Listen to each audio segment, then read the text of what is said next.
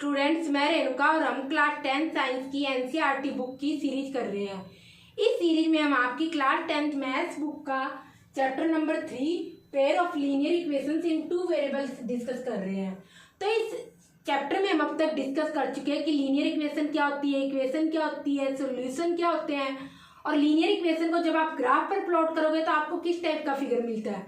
आज हम देखेंगे पेयर ऑफ लीनियर इक्वेशंस के बारे में स्टडी करेंगे। तो सबसे पहले हम अपने चैप्टर को कंटिन्यू करते हैं और यहाँ पर फर्दर देखते हैं। यहाँ पर आपको टू लीनियर इक्वेशन दे रखी है। फर्स्ट इक्वेशन है a1x + b1y + c1 = 0, और लीनियर इक्वेशन होने के लिए इसमें a1² + b1² ≠ 0 होना चाहिए। और सेकंड लीनियर इक्वेशन है a2x + b2y + c2 = 0, और लीनियर इक्वेशन होने के लिए इसकी क्या नेसेसरी कंडीशन है, a2² + b2² ≠ 0 होना चाहिए। और a1 a2 b1 b2 c1 c2 ये सारे के सारे यहाँ पर के आपके रियल नंबर्स दे रखे हैं। ये सारे के सारे रियल नंबर्स है। तो a1 क्या है, यहाँ पर x का कोफिशिएंट फर्स्ट इक्वेशन आपकी ये है, सेकंड इक्वेशन आपकी ये जो फर्स्ट नंबर पर लिखी है वो फर्स्ट इक्वेशन मान लो, सेकंड पे लिखी है सेकंड इक्वेशन। तो a1 x का कोफिशिएंट है, b1 y का कोफिशिएंट है, c1 आपकी कांस्टेंट टर्म है। ऐसे ही a2 इस सेकंड इक्वेशन में x का कोफिशिएंट है, b2 y का कोफिशिएंट है सेकंड इक्वेशन, और c2 सेकंड इक्वेशन में कांस्टेंट टर्म है। कुल मिलाकर ये है।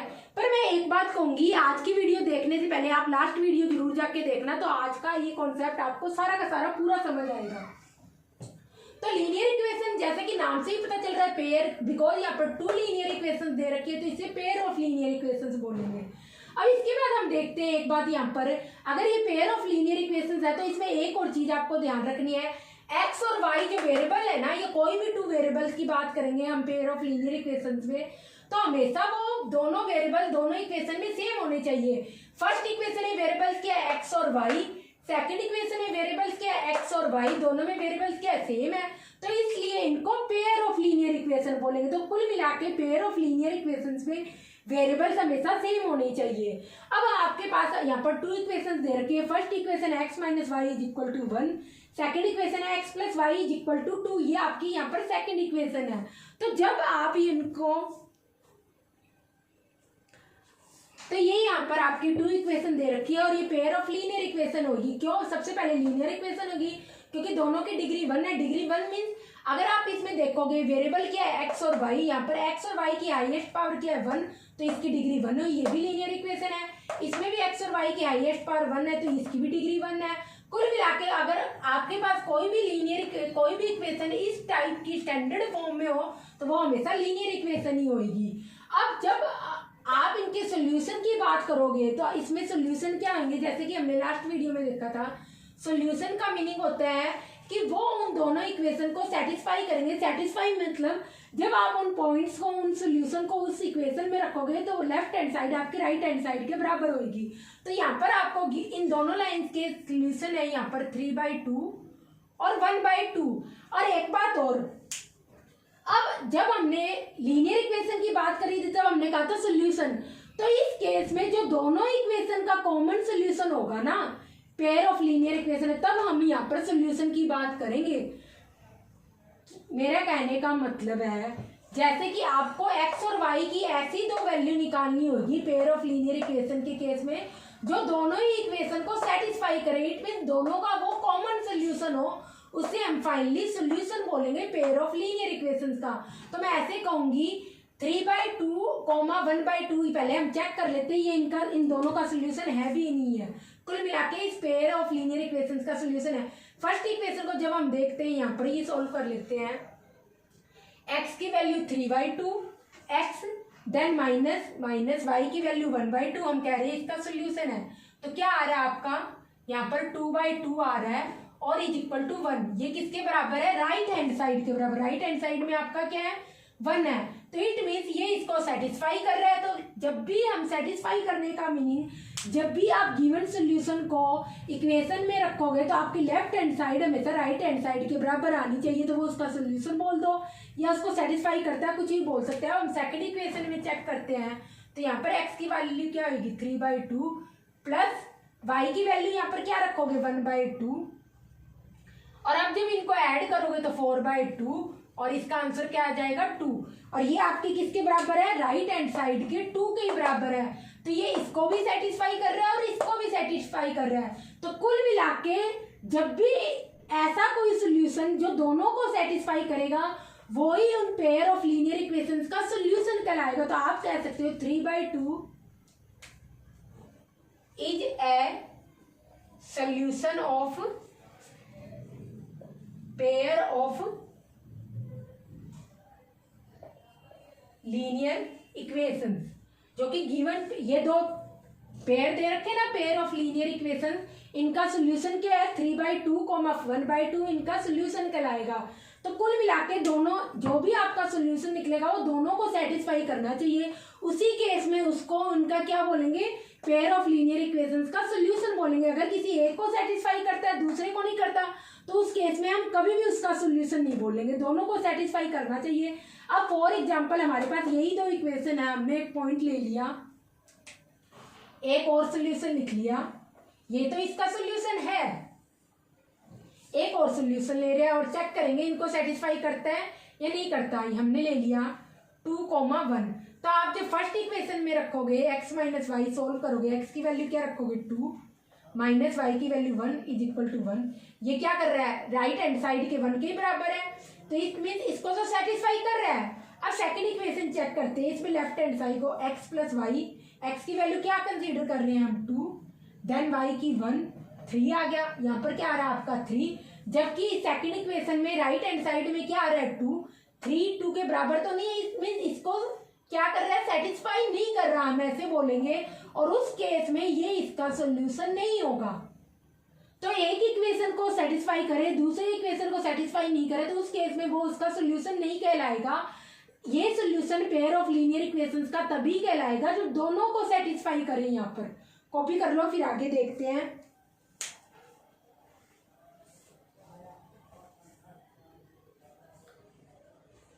तो जब आप पेयर ऑफ लीनियर इक्वेशंस को भी ग्राफ पर प्लॉट करोगे तो आपको क्या मिलेगी, यहाँ पर स्ट्रेट लाइंस मिलेगी और 3 कंडीशंस यहाँ पर अराइज हो सकती है इस केस में।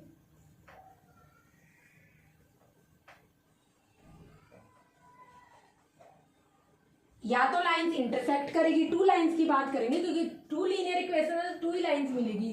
तो सबसे पहले यहाँ पर इक्वेशन लिख लेते हैं a1x plus b1y plus c1 is equal to 0 और यहाँ पर a1 square plus b1 square not equal to 0। और सेकंड पेयर है लीनियर इक्वेशन का a2x plus b2y plus c2 is equal to 0 और a2 square plus b2 square not equal to 0। तो जैसा कि मैंने बताया, जब भी हम पेयर ऑफ लीनियर इक्वेशन को ग्राफ पर प्लॉट करेंगे तो आपको एक स्ट्रेट लाइन मिलेगी। अब यहाँ पर 2 इक्वेशन है तो 2 लाइंस मिलेगी। तो क्या क्या कंडीशन अराइज होती है, पहले तो आपको क्या मिलेगी, कोइंसाइड्स लाइन मिलेगी। या पहले इसका मीनिंग लिख लो,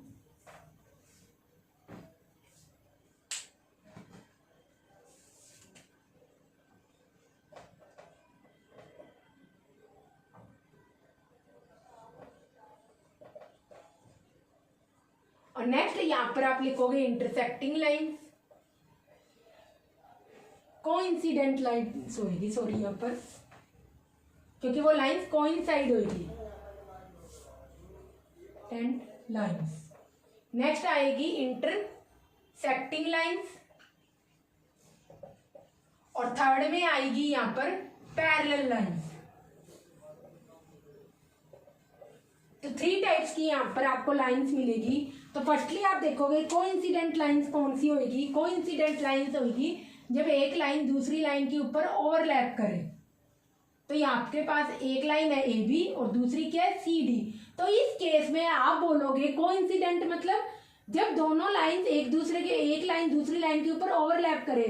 तो आप देखोगे सी डी किसके ऊपर है, ए बी के ऊपर है। तो इस केस में ये कोइंसिडेंट लाइंस होगी और इस केस में आप देखोगे आपको इनफाइनाइट सॉल्यूशन मिलेंगे। क्यों, सॉल्यूशन का मीनिंग ही क्या है कि जो दोनों लाइन का कॉमन पॉइंट हो। तो कॉमन पॉइंट कितने आ रहे हैं, ये भी आ रहा है, ये भी आ रहा है, ये भी आ रहा है, ये भी आ रहा है, ये भी आ रहा है, ये भी आ रहा है, ये भी आ रहा है, ये भी आ रहा है, कितने सारे पॉइंट है, बिल्कुल पास ले तो बहुत सारे हो जाएंगे। तो जब भी हम कोइंसिडेंट लाइंस की बात करेंगे तो आप कहोगे इस केस में सॉल्यूशन आपके पास कितने हैं, इनफाइनाइट सॉल्यूशन।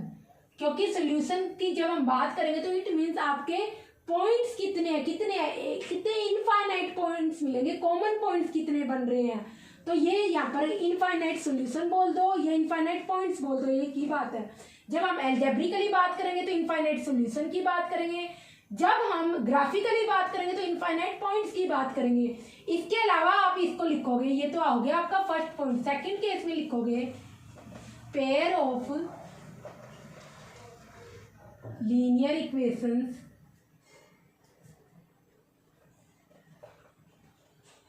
आर कंसिस्टेंट या फिर डिपेंडेंट है, कुछ भी लिख दो आप।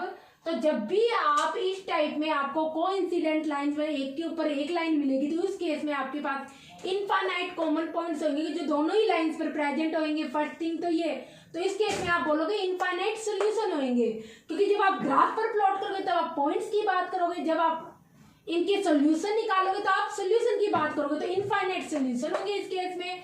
और पेयर ऑफ लीनियर इक्वेशंस यहाँ पर क्या होगी, कंसिस्टेंट होगी और उन्हें डिपेंडेंट बोलेंगे। और एक केस यहाँ पर और बनता है जो कि अब देखो, आप हर बार लाइन को ड्रॉ करके तो देखोगे नहीं, तो आपको कैसे पता चलेगा कोइंसिडेंट लाइंस है, या तो आप सॉल्यूशन निकाल के देखो तो पता चलेगा इनफाइनाइट सॉल्यूशन आए तो, या फिर आप ग्राफ पर प्लॉट करके देखोगे इस टाइप से लाइन मिल रही है तो वो कोइंसिडेंट लाइन। इसके अलावा एक थर्ड मेथड भी है जो फर्स्ट टू मेथड हम फर्दर वीडियोज में डिस्कस करेंगे। थर्ड मेथड में है अगर कोइंसिडेंट लाइंस होगी उस केस में A1/A2 B1/B2 C1/C2, ये आपको रिलेशन हमेशा मिलेगा। A1A2 क्या है, A1A2 B1B2 A1A2 क्या है, दोनों इक्वेशंस में x के कोफिशिएंट है, B1B2 क्या है, दोनों इक्वेशन से y के कोफिशिएंट, और C1C2 क्या है, दोनों इक्वेशन में कांस्टेंट टर्म है आपकी। तो जब ये रेशो इस टाइप से बराबर होगा तो उस केस में हम बोलेंगे कोइंसिडेंट लाइंस है। तो इसी के अंदर अगर आप एक एग्जांपल लो कोइंसिडेंट लाइन का तो ले लो x - y = 1 और इसी को ले लो 2x - 2y = 2। ये आपके पास आ गया। तो अब आप इसमें रेशो निकालो। सबसे पहले A1 की वैल्यू क्या है, आप यहाँ पे लिख लो सारी की सारी वैल्यू। A1 की वैल्यू फर्स्ट इक्वेशन में क्या है, A1 क्या आता है, फर्स्ट इक्वेशन का कोफिशिएंट x का तो 1 है। फिर सेकंड इक्वेशन में x की वैल्यू क्या है 2, वो A2 होगी। फिर फर्स्ट इक्वेशन में y की वैल्यू क्या है, वो B1 होगी, माइनस का 1 है, माइनस का 1। देन B2 क्या होगी सेकंड इक्वेशन में, y का कोफिशिएंट क्या है -2। देन कांस्टेंट टर्म क्या है दोनों में, C1 क्या है, अगर आप उधर ले जाके देखो तो उधर है, अदरवाइज इधर लिख लो 1 है। इधर की साइड लाके लिखनी है तो इधर की साइड लाके लिख लो, अगर उससे कंपेयर करोगे तो ऐसे लिखना है तो ऐसे लिख लो, एक ही बात है। x - y - 1 = 0 और ये -2 = 0। कांस्टेंट टर्म यहाँ पर आपकी -1 है और C2 क्या हो जाएगा -2 हो जाएगा। अब आप इनका ये रेशो निकाल के देखो, जो ये वाला है कैसे निकालोगे देखो।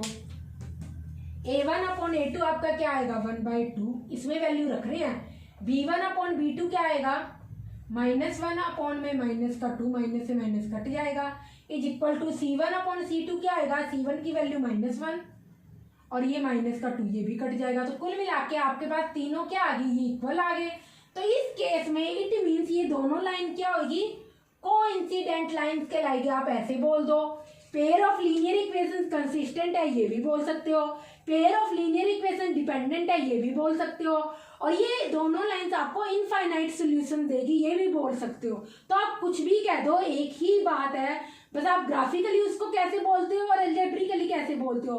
तो जब भी आपको पेयर ऑफ लीनियर इक्वेशंस को दिखाना होगा कि वो कोइंसिडेंट लाइंस है या कोई और है, तो आप इस टाइप से रेशो निकाल के भी शो कर सकते हो। और इनको रेशो इसलिए बोलेंगे क्योंकि इनकी कोई यूनिट नहीं होती है। 1/2 की कोई यूनिट थोड़ी ना, सेंटीमीटर, किलो, कुछ भी, कोई भी यूनिट नहीं है ना, तो डिग्री सेल्सियस, तो इसलिए इनको रेशो बोलते हैं। और रेशो को हम यूज हमेशा कंपेयर करने के लिए बोलते हैं।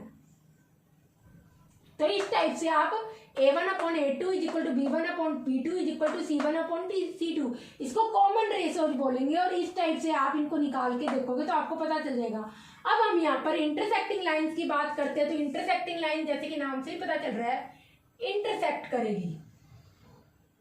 और कितने, एक ही पॉइंट पर। इंटरसेक्टिंग लाइंस की बात करोगे तो एक पॉइंट पर इंटरसेक्ट करोगी, वो जो कि आपका ये है। तो इस केस में ओनली आपको क्या मिल रहा है, एक ही सोल्यूशन मिल रहा है। तो फर्स्ट पॉइंट आप लिखोगे यूनिक सोल्यूशन, क्योंकि एक ही मिल रहा है। या आप लिखोगे वन सोल्यूशन, या आप लिख सकते हो, क्या कह सकते हो, वन पॉइंट भी कह सकते हो, एक ही पॉइंट मिल रहा है दोनों लाइंस का। या फिर आप क्या लिखोगे, pair of linear equations, pair of linear equations क्या है यहाँ पर, कंसिस्टेंट कंसीडर होगी। कंसिस्टेंट, डिपेंडेंट ओनली इसी केस में करेंगे, कंसिस्टेंट होगी। और थर्ड पॉइंट आपका इस केस में देखो, आपको यूनिक सोल्यूशन इसलिए कहेंगे क्योंकि ओनली सिंगल पॉइंट मिल रहा है, जो कि यहाँ पर ये है, ये पॉइंट मिल रहा है आपको। तो इसलिए यूनिक सोल्यूशन या वन सोल्यूशन की बात करेंगे। और पेयर ऑफ लीनियर इक्वेशन है यहाँ पर आपकी क्या होगी, इस केस में भी कंसिस्टेंट कहलाएगी। इसके अलावा अगर हम कॉमन रेशियो की बात करें तो इंटरसेक्टिंग लाइन के केस में होता है a1/a2 not equal to b1/b2। ये आपका कॉमन रेशियो होगा जब हम इंटरसेक्टिंग लाइंस की बात करेंगे। अब आप कहोगे c1/c2 कुछ भी हो सकता है, आप ऐसे मेनली आपका यही रिलेशन होगा, इज इक्वल टू भी हो सकता है और ऐसे भी लिख सकते हो आप a1/a2 b1/b2 not equal to c1/c2।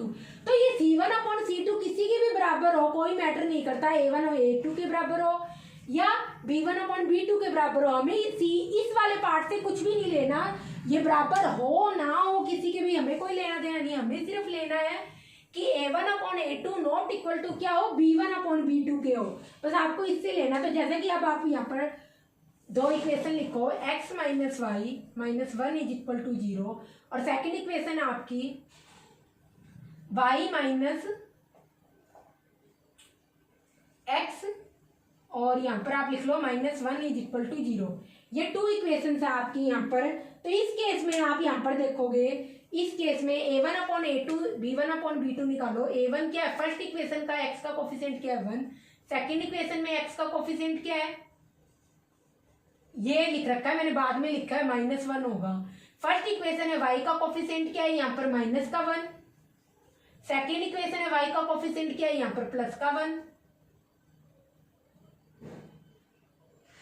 ये तो यहाँ पर सेम ही आएगा, ये नहीं होगी इंटरसेक्टिंग लाइन, ये तो नॉट इक्वल टू आना चाहिए ना। यहाँ पे ऐसे कर लो, इसी में कर लो, 2y लिख लो, बात ही खत्म।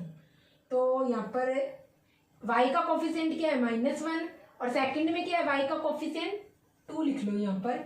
और c1 क्या है यहाँ पर, फर्स्ट इक्वेशन में क्या है कांस्टेंट टर्म -1, और सेकंड इक्वेशन में कांस्टेंट टर्म क्या आपकी -1, यही है।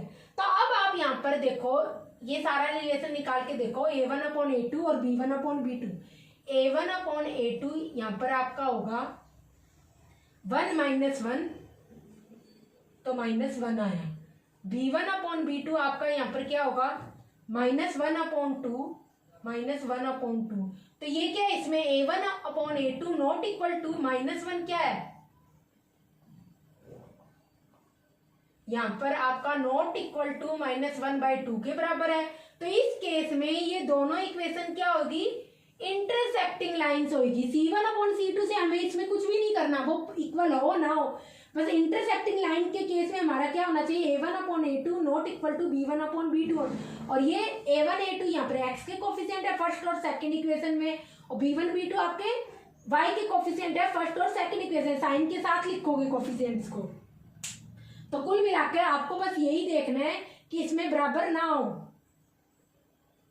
अब जब आप पैरेलल लाइंस की बात करोगे तो उस केस में पैरेलल लाइंस कैसे बनेगी, इस टाइप में, ये फर्स्ट है और ये सेकंड है। तो यहाँ पर इस केस में क्या होगा, आपको कोई भी कॉमन पॉइंट मिल रहा है दोनों में, मतलब सेम पॉइंट नहीं मिल रहा, तो आप क्या कहोगे, इस केस में नो सोल्यूशन होगा या नो कॉमन पॉइंट होगा, एक ही बात है। जब आप एल्जेब्रिकली बोलोगे तो नो सोल्यूशन, ग्राफिकली बोलोगे तो नो कॉमन पॉइंट। और जब इस केस में पेयर ऑफ लीनियर इक्वेशन आपकी होगी, पेयर ऑफ लीनियर इक्वेशंस क्या होगी, इज इनकंसिस्टेंट। इनकंसिस्टेंट कहलाएगी इस केस में पेयर ऑफ लीनियर इक्वेशन, क्योंकि वो पैरेलल रहेगी हमेशा। पैरेलल मींस हमेशा हर पार्ट में इक्वल डिस्टेंस रहेगी, यहाँ पर जितनी है इतनी यहाँ पर है, इतनी यहाँ पर है, इतनी यहाँ पर है सारी, और कोई भी कॉमन पॉइंट नहीं मिलेगा तो नो सोल्यूशन होगा। और इस केस में इनकंसिस्टेंट होगी आपकी pair of linear equation, inconsistent होगी। तो थर्ड में आप यहाँ पे जब कॉमन रेशियो की बात करोगे, इस तरीके से कोफिशिएंट्स की बात करोगे, तो आप कहोगे A1/A2 is equal to B1/B2 but not equal to C1/C2 होना चाहिए। तो पैरेलल लाइन के केस में आपकी क्या होगी, common ratio A1/A2 equal to B1/B2 not equal to C1/C2 होना चाहिए। तो इस केस में आपके क्या होगा, कांस्टेंट टर्म क्या होगी, इक्वल नहीं होगी। तो जैसे कि आप एग्जांपल ले लो, यही x - y - 1 is equal to 0, 2x - 2y - 3 is equal to 0। अब इसमें A1 देखो, A1 क्या है, फर्स्ट इक्वेशन में x का कोफिशिएंट क्या है 1 और y का कोफिशिएंट क्या है यहाँ पर B1 - 1, कांस्टेंट टर्म क्या आपकी -1। ऐसे ही क्या है B1 क्या, सॉरी A2 क्या है आपका सेकंड इक्वेशन में x का कोफिशिएंट क्या है 2, B2 क्या है आपका यहाँ पर y का कोफिशिएंट -2 और C क्या है कांस्टेंट टर्म -3। तो ये आपके पास होगी। तो आप अगर A1/A2 B1/B2 निकाल के देखो, A1/A2 आपका क्या आएगा 1/2। अब B1/B2 क्या आ रहा है -1 -2, माइनस से माइनस कट जाएगा। इट मीन्स A1/A2 B1/B2 के बराबर है आपका, ठीक है, ऐसे लिख लो, ये कट गया इससे। और C1/C2 आपका क्या होगा -1/3, जिसमें ये कट जाएगा और ये इसके इक्वल नहीं होगा। तो कुल मिला के आप देखोगे ये दोनों की दोनों लीनियर इक्वेशंस क्या होगी, पैरेलल लाइंस को शो करेगी। क्यों, क्योंकि आपका A1/A2 is equal to B1/B2 तो है, बट C1/C2 आपका क्या 1/3 है, जो कि 1/2 के बराबर नहीं है। तो इस केस में ये क्या होगी, पैरेलल लाइंस को शो करेगी। तो ये सारी यहाँ पर जो भी स्टोरी है वो लिखी हुई है। तो आप इस चीज को याद कैसे करोगे, देखो रटने की कोई भी जरूरत नहीं है। कोइंसिडेंट लाइन होगी, एक के ऊपर एक लाइन होगी तो बहुत सारे पॉइंट मिलेंगे, इसलिए इनफाइनाइट सोल्यूशन होंगे। इंटरसेक्टिंग लाइन्स होगी तो ओनली सिंगल पॉइंट मिलेगा कॉमन। तो unique it means one solution होगा। यूनिक तो होगा ही, एक ही चीज मिल रही है दुनिया में जो एक ही चीज होती है, जैसे अर्थ है मून है, यूनिक ही तो बोलते हैं क्योंकि वो एक ही है। और पैरेलल लाइंस की जब आप बात करोगे, क्योंकि कोई भी दोनों लाइंस का कॉमन पॉइंट नहीं है, ना कट कर रही है ना ओवरलैप कर रही है, तो उस केस में ओवरलैप मतलब एक के ऊपर एक है। जैसे मैंने अपना हाथ एक के ऊपर एक रख दिया, तो इस केस में आपका नो सोल्यूशन होगा। और ऑब्वियसली क्या होगा, डिपेंडेंट लाइंस होगी, जैसे एक लाइन पड़ेगी वैसे ही कोइंसिडेंट लाइंस में दूसरी लाइन को चलना पड़ेगा, तो इसलिए उनको डिपेंडेंट बोलेंगे। और कंसिस्टेंट एक दूसरे के अकॉर्डिंग चलती रहेगी, इसलिए कंसिस्टेंट का मीनिंग लगातार होता है। ये मैंने अपनी ट्रिक बनाई है, तो उस केस में आप कंसिस्टेंट बोलोगे इसको। जबकि इंटरसेक्टिंग लाइंस के केस में भी क्या होगा, एक को बिकॉज कॉमन पॉइंट मिलेगा, तो इस केस में भी पेयर ऑफ लीनियर इक्वेशन आपकी कंसिस्टेंट होगी। जबकि पैरेलल लाइंस के केस में कोई भी कॉमन पॉइंट नहीं मिलेगा, कोई भी सोल्यूशन नहीं मिलेगा, तो उस केस में लाइंस क्या होगी, पेयर क्या होगा, इनकंसिस्टेंट होगा। अब नो सोल्यूशन, सोल्यूशन का मीनिंग यहाँ पर है कि दोनों इक्वेशंस को सेटिस्फाई करेगा। कल आप एक इक्वेशन को सेटिस्फाई करें और दूसरे को ना करें तो उसे सोल्यूशन मान ले, नहीं। जब आप पेयर की बात करोगे ना, उस केस में दोनों इक्वेशंस को वापस सेटिस्फाई करना चाहिए। और जो आपका रेशो होगा कोइंसिडेंट लाइन के केस में, जहां आपको इनफाइनाइट सोल्यूशन मिलेंगे, वहां ये तीनों रेशो बराबर होंगे। जबकि पैरेलल लाइन के केस में क्या होगा, 2 रेशो तो बराबर होंगे स्टार्टिंग के, पर लास्ट वाला बराबर नहीं होगा। आप ऐसे मान सकते हो। अब आप ऐसे कंपेयर करके याद करना पड़ेगा, नहीं तो आप कंफ्यूज हो जाओगे। भी स्टार्टिंग के 2 रेशो क्या है, पैरेलल लाइंस में इक्वल है, पर थर्ड वाला इक्वल नहीं है, तो ये इसको इससे क्या करता है, डिफरेंशिएट करता है कोइंसिडेंट लाइंस को पैरेलल लाइन से। और जब आप इंटरसेक्टिंग की बात करोगे तो इसमें तो फर्स्ट 2 रेशो ही बराबर नहीं है, A1/A2 not equal to B1/B2। तो इस तरीके से आप क्या कर सकते हो, इनको कंपेयर करके भी याद कर सकते हो। कॉपी कर लो, फिर हम फर्दर देखते हैं इसमें।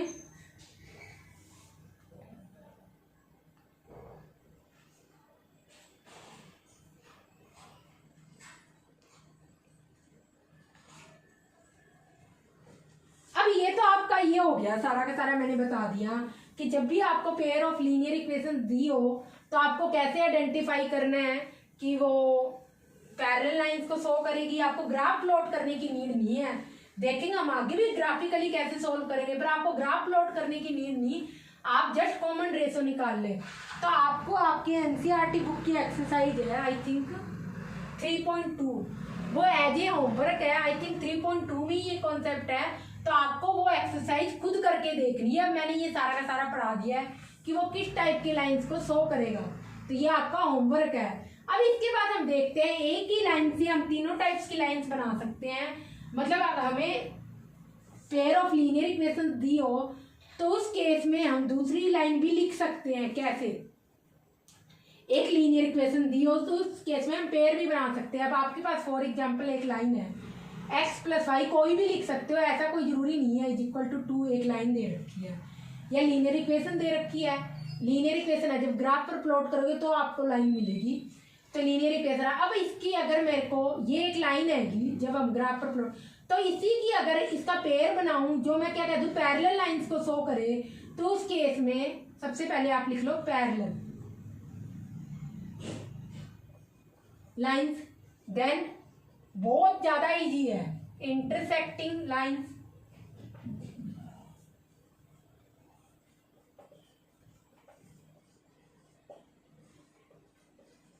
Coincident lines.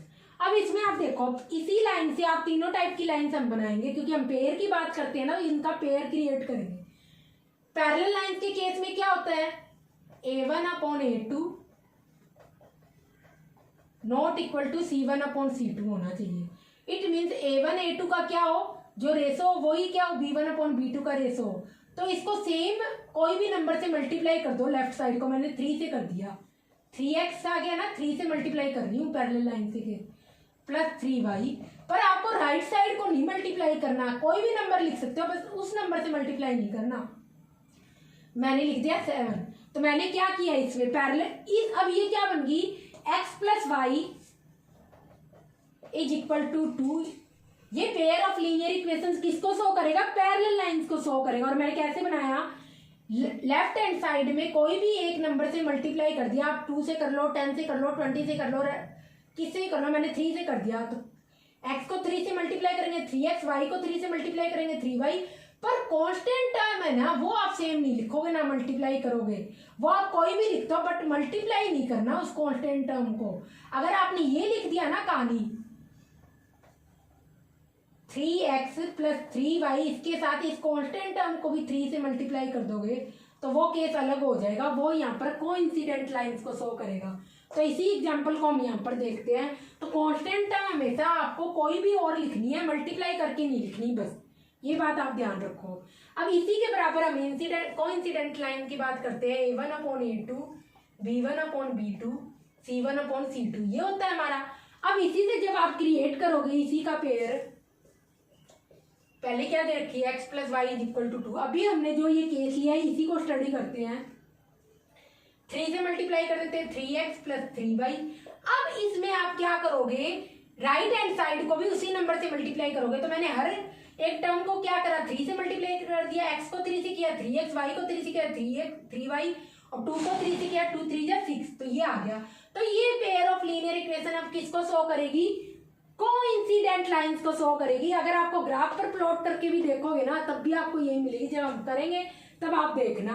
तो अगर आपको एक लाइन दे रखी है तो आप उसका पेयर खुद ब खुद क्रिएट कर सकते हो। अब इंटरसेक्टिंग लाइन के केस में हमारा क्या होता है, नॉट इक्वल टू B1/B2 होता है। तो आप क्या करो, ये x प्लस वाई लिखा है ना, बस इसमें कोई भी नंबर से मल्टीप्लाई कर दो, कुछ भी कर दो, बस x A1/A2 इक्वल नहीं होना चाहिए। तो मैं तो हमेशा क्या करती थी, इन दोनों के जो भी कोफिशिएंट्स है ना उसको इंटरचेंज कर लेती थी। आप ये छोड़ दो, आप ऐसे करो किसी से ही मल्टीप्लाई कर लो राइट साइड, बट डिफरेंट होना चाहिए। 2x प्लस 3y, इसमें क्या था इज इक्वल टू 2, और ये तो कुछ भी हो सकता है, इक्वल टू 2 हो ना हो उससे कोई मतलब नहीं करता। तो आप इसमें क्या करो, x plus y is equal to 2, ये हमें इक्वेशन दी हुई थी और इसका पेयर क्रिएट करना था हमें ये। तो इसमें क्या करो, आप x को किसी भी नंबर से मल्टीप्लाई कर लो और y को किसी भी नंबर से मल्टीप्लाई कर लो, पर वो इस टाइप में नहीं आने चाहिए कि a1/a2 not equal to b1/b2 होना चाहिए। और रहा सवाल कांस्टेंट टर्म का, वो इक्वल हो भी सकती है ना भी हो, उससे हमें कोई लेना देना नहीं।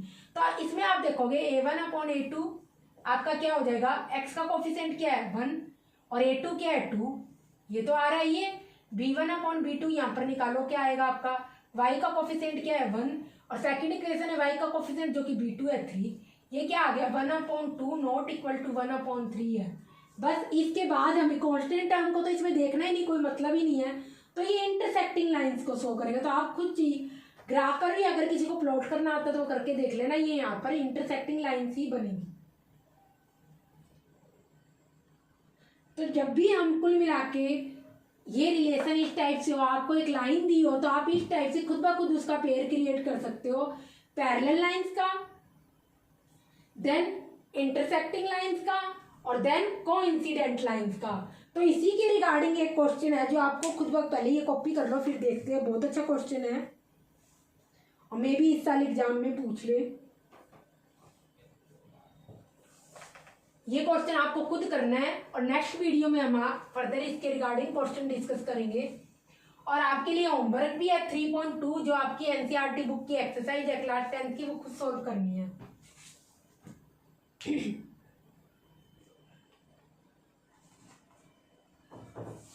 क्वेश्चन है आपके पास यहाँ पर,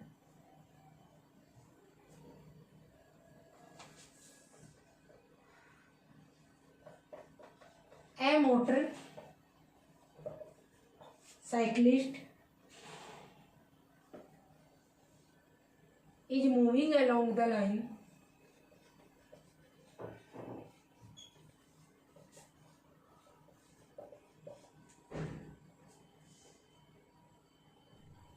x minus y is equal to 2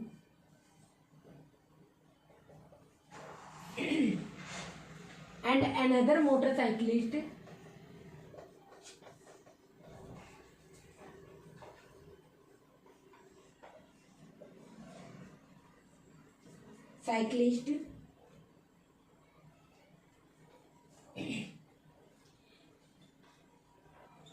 moving along the line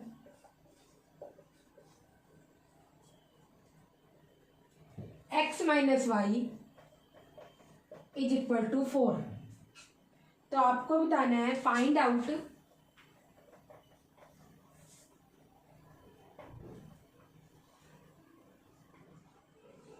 their moving direction.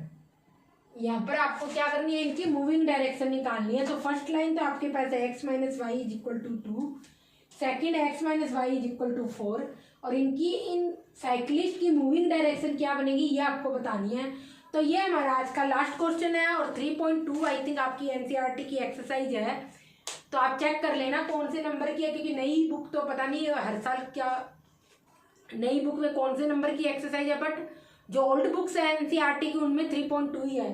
तो वो आपका होमवर्क है, आपको देखना है कि वो पेयर ऑफ लीनियर इक्वेशन से पैरेलल लाइंस को शो करेगा, इंटरसेक्टिंग लाइंस को शो करेगा या फिर कोइंसिडेंट लाइंस को शो करेगा। और इसके अलावा आपको ये क्वेश्चन सॉल्व करना है, फर्दर नेक्स्ट वीडियो में हम देखेंगे। तो आई होप आपको वीडियो अच्छी लगी होगी। वीडियो को लाइक और शेयर जरूर करें और चैनल को भी सब्सक्राइब करें।